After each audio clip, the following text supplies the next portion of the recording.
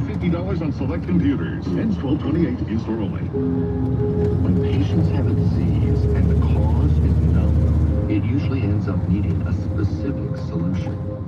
On the podcast, Targeting the Toughest Diseases, we explore the innovative tools, methods, and unique philosophy Vertex Pharmaceuticals is using to search for treatments for some of humanity's most challenging diseases.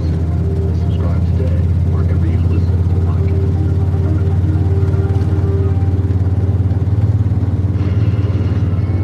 Markets, headlines, and breaking news 24 hours a day. Bloomberg Radio, Bloomberg Television, and the Bloomberg Business App. Bloomberg Business Flash.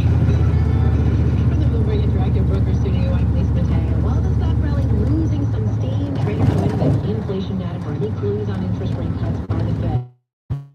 But we're still on record plus, so let's get to some of the levels. So we have the NASDAQ down about 0.5%, down 100 points at 19,759. The Dow down about 0.1%, 76 points at 44,564. And the S&P 500 down 0.4%, 25 points at 6,064. The 2-year yield 4.12%. That's up 1 basis point. The yield on the 10-year 4.18%, and that's up 3 basis points. Let's take a look at commodities. We have oil on the rise. This is after the toppling of the Syrian regime. Right now, Brent crude up more than 1.5% at $73 a barrel. WTI crude $68 a barrel. We have spot gold higher, up more than 1% at $2,668.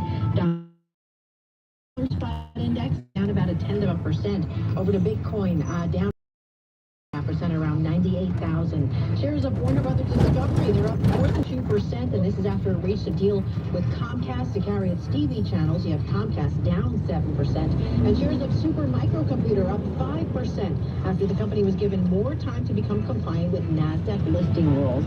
And shares of Tesla, they climbed to the highest level in more than 3 years, rising 4%, but now we're seeing a little bit of a downturn. Tesla share down more than 1.5%. 24 hours and subscribe to Bloomberg News Now. Wherever you get your podcasts, I'm Lisa Mateo. That is a Bloomberg Business Flash. Paul John. Hi, Lisa Mateo. Thank you so much. We appreciate that. John Tucker sitting in for Alex Steele. I'm Paul Sweeney live here in our Bloomberg Interactive Broker Studio. We're streaming live on YouTube as well, so head over to youtube.com, search Bloomberg Podcast, and that's where you'll find us. Let's start off with a little M&A. Nice busy Monday. I like that. Mondelez said to mull a takeover of U.S. chocolate maker Hershey.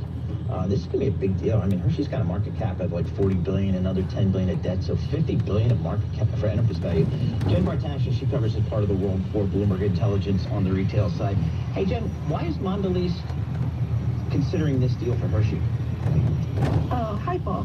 So really, when we look at the deal, it's about how are they going to prop up sales, how are they going to continue to grow share, and they've been very open that tacking on to their portfolio is one of the methods that they do in order to really continue to grow as a company. But this is a big deal, and so it would have to be really, it's really considered a transformational deal at this size. Can you explain to everybody this mysterious entity known as the Hershey Trust and how they have to cooperate in this?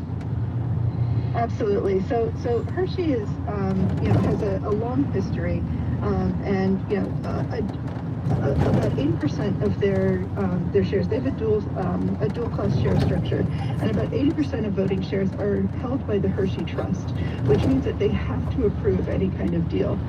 And this is really just because Hershey as a company is that Hershey Trust uses money from Hershey in order to support charities, right? And so the approval of the trust is required, but in addition to that, Pennsylvania law also requires that the Office of the Attorney General be provided with notice of the deal, and that office has the ability to stop a transaction if they think that the fiduciary obligations of the trust will not be met. So there are a lot of steps structurally in place that could make such a takeover of Hershey really difficult. All right, what does our antitrust analyst Jennifer Reed, what does she say about this deal with the DOJ, the FTC, and all the regulations? Do you think they allow this deal to go through?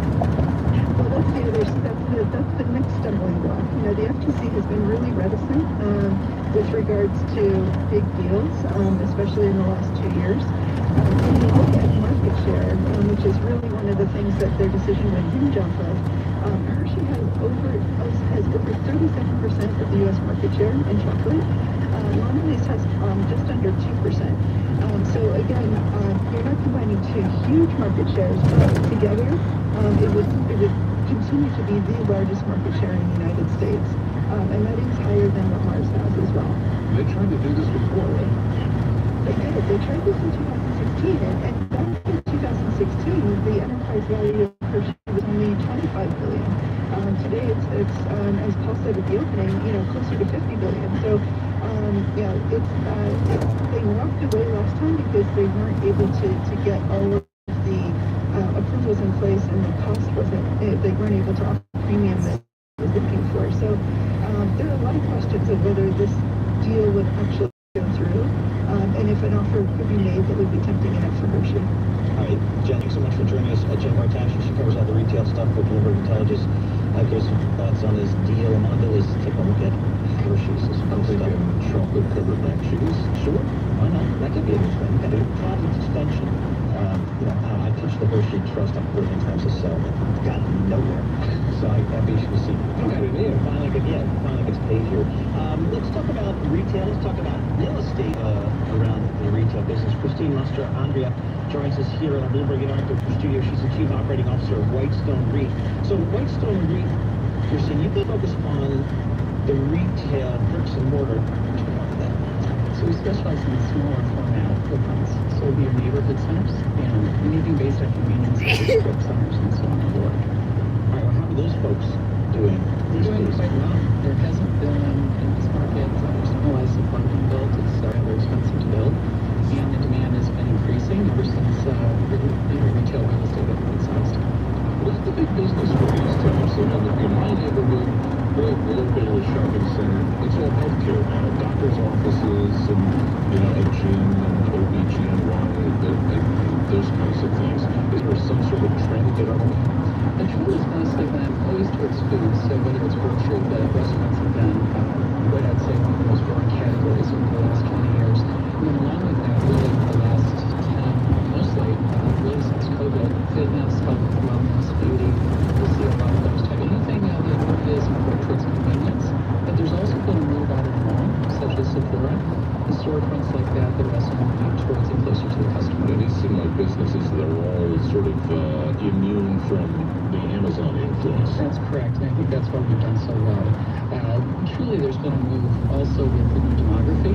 Millennials tend to swing towards experiences and seeing less on goods and things that are, what I would say, are less influenced by, when I say towards experiences, it's more to show what you have on Instagram and where you eat or what you like to do versus the previous generations where you, what you drive, where you live, and what you work.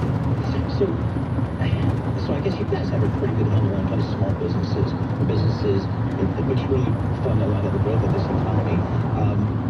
How's occupancy in the malls that you guys own, or in the store centers that you guys own? How's occupancy and how's rate been? So I think the most interesting thing in this environment is that the occupancy, we're almost all fully occupied, especially in growing markets, yes. So we're 95% plus occupancy is the norm in our markets. And I think that trend is going to continue as long as there's not enough of it being built. The convenience stores, are they more prone to take it on themselves, that is, build their own, like either a CVS, for instance, or the Wawa, that's what I'm thinking, or the stores like that, instead of moving into a smaller shopping center in the neighborhood? Yes, but they still like a corner, a retail corner, and being part of other retail centers. So you still have that massing, that approach to massing on the corner, and where traffic is high, generally speaking, mainly built on their own, but you also have centers that surround it. Red headline just crossing the Bloomberg Terminal. When I get to that, China is cutting off drone supplies critical to Ukraine war. So again, lots of movement out there on the geopolitical front we're staying on top of. What are your clients telling you about business there? Is the consumer out there spending? What are they telling you? There's big wealth going on right now, especially with the stock market and Bitcoin. We're seeing the spend come back, especially after the uncertainty of the election is done. Especially our restaurants reported right over the next day that they had a number of reservations, a higher degree than up to reservations. Yeah.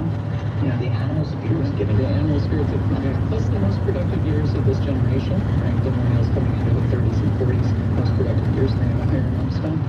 Can you break down for us the regions? What are the fastest growing, if there is such a thing in the country right now? Maybe why?